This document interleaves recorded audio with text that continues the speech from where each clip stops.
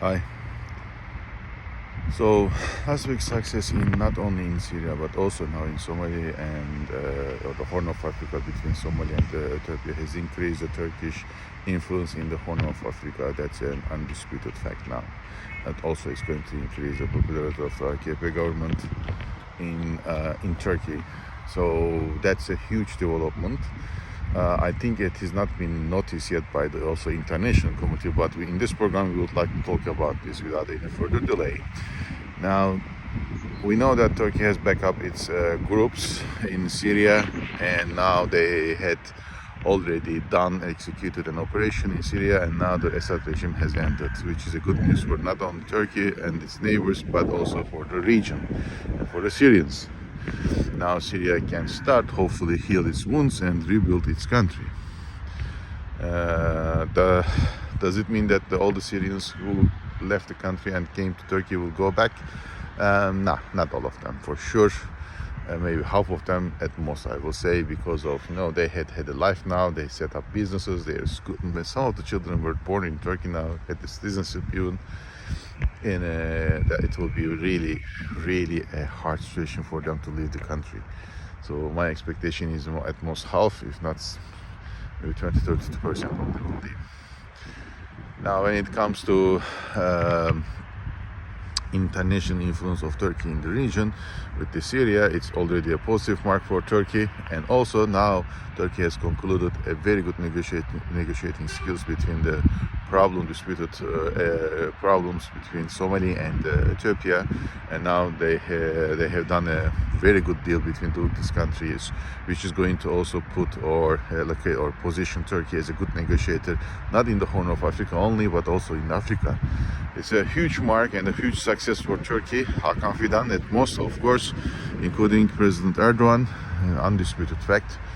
And it will give also Erdogan or increase Erdogan popularity, at least AKP popularity with Hakan Fidan, the foreign minister at most, and which is good news for the AKP, because in 2028 either there will be a constitution change and Erdogan is going to be a president or has a chance to be a president, run for the presidency again or not, is regardless. Even if not, then Hakan Fidan will likely to position himself as a president, as a candidate for president, which means that the continuity of these politics will take place, and which is important for Turkey, because if you want a country to run in the same direction, either with all your parties, you have to run the policies in the same direction. Like in the United States, either you are a Republican or a Democrat, it's not the problem. The problem or the continuation of the success depends on all parties are looking at the same targets.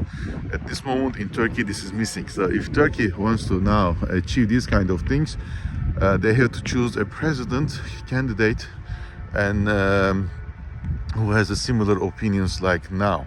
And that's a big now plus for AKP, because regardless Erdogan's presidency or candidacy for presidency, because of the constitution, at this moment he cannot be elected again in 2028.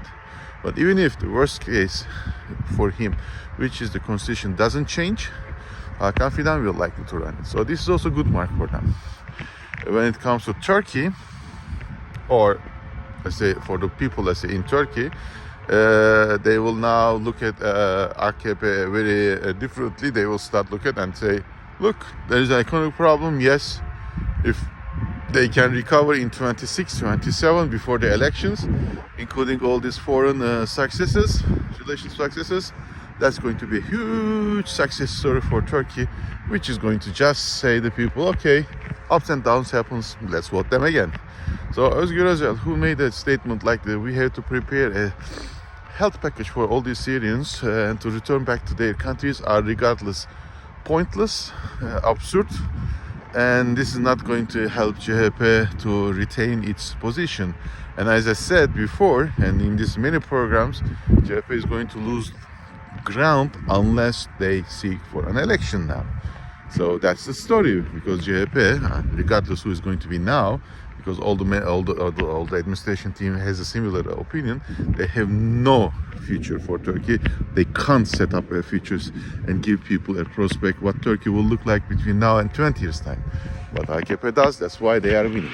Regardless of this, Turkey's win in the Ethiopia and Somalia deal will be not only to have an influence in the Horn of Africa, but also access to the nuclear power raw material in the African countries such as Niger. And this is also a good one. They are going to increase its influence in the economy in Africa, and Africa will be in 10 to 20 years will be a much more higher population, which means a big market. So Turkey will also do this. So now I will expect Turkish companies to go to Africa and set up more things over there, which is a great deal. So yes, now Turkey has proven itself in that one too. And this will really also a blow. It means a blow, by the way, for Egypt, because Egypt was taking a side because of the water problem with Ethiopia, and that's a huge now deal for them, because now they know that Turkey is in the region, and without Turkey they cannot make anything else. They cannot do any military even operations to any countries now in the Horn of Africa, because they know Turkey is there, and they have to always consult with Turkey before they go any big decisions. Now I will expect in the 10 to 20 years time in the Suez Channel more and more things to happen. Turkey will also increase its influence, I believe, in Egypt, because Egypt has major problems in economy and politics, in domestic politics, and so on and so forth. So let's see what will happen. But let me say this: I mean, it's a big success for Turkey. You know, big shout for Erdogan and his team. Well done. And if JP goes like this, it will just go to south. Let me think what you think about. Have a nice day. Bye.